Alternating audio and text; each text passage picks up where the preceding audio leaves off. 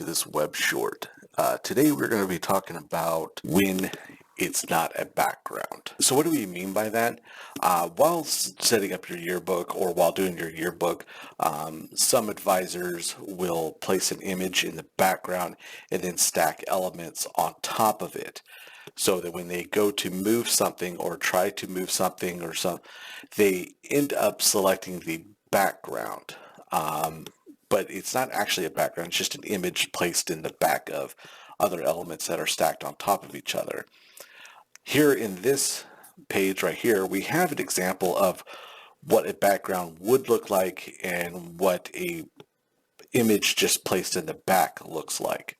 So here we're going to get rid of these flow elements so you can really see the difference. Here on the left, you can see this is actually a background. You can see the little grid lines. This image right here is actually placed in there as a background, which means I cannot select it as hard as I try. Cannot select it. I'm able to select this image because this image is just placed in the background, and the other elements are just stacked on top of it. So for any reason I want to move this purple area with all this writing to the top right here, freeing up this area, if I go to select this, I'm also selecting this large image right here. So when I go to move it, I'm basically moving everything that was on this side of the page over here. And that's again because this is just an image in the back of all the elements that are stacked on top of it. It's not an actual background. So to make this image an actual background, we're just going to remove it. So we're going to come up here to Edit, Change Background, or right-click, Change Background.